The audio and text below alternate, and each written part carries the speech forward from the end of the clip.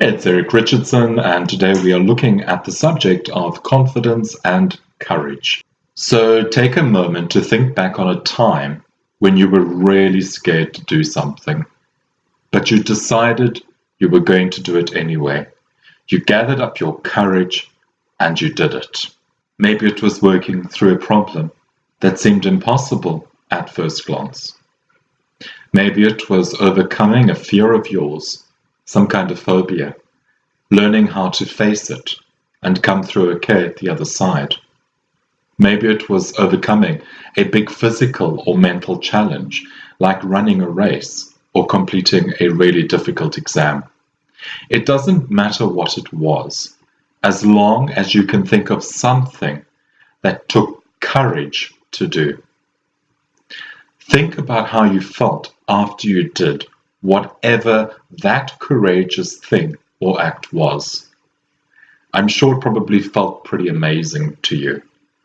Maybe you were a bit exhausted, of course. Maybe the effort drained you. Or perhaps you were even relieved that you made it through to the other side.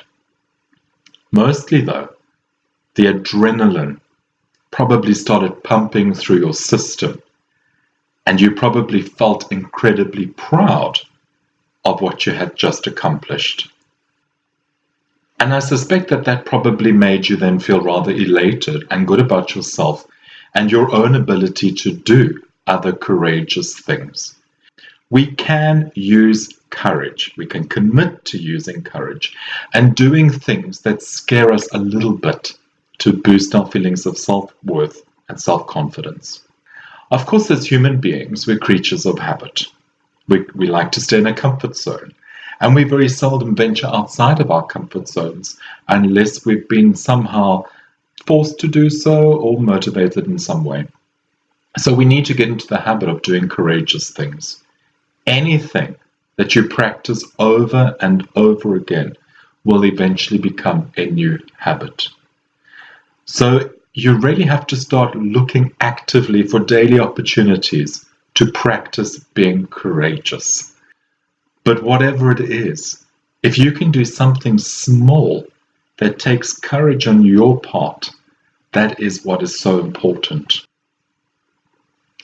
For me, my big breakthrough came when I had to look after a class full of pupils. I was about 18 at the time. I was on school experience as a student teacher, and I had no choice but to go into a classroom and look like a fool in this environment without a teacher. Of course, it was scary, but by the end of the first week, I was feeling much more confident about what I could do. What it means is by simply getting into the habit of doing something that scares you just a little bit, or something that takes you out of your comfort zone just a little bit, having the courage to give it a try anyway, you can start the self-fulfilling spiral of increased self-confidence. Now, you don't need to try anything drastic to start with. In fact, if something absolutely terrifies you, I would rather you didn't do it. It's important to work through the fear and find out what's at the bottom of it. So what could you do? Perhaps you could go for a walk in a different direction each day. Take a new way to or from work. Try some new food, perhaps a different kind of food, Lebanese or something. Go to a shop or a shopping center you've never been to before. Or just greet someone on the street that you wouldn't ordinarily talk to.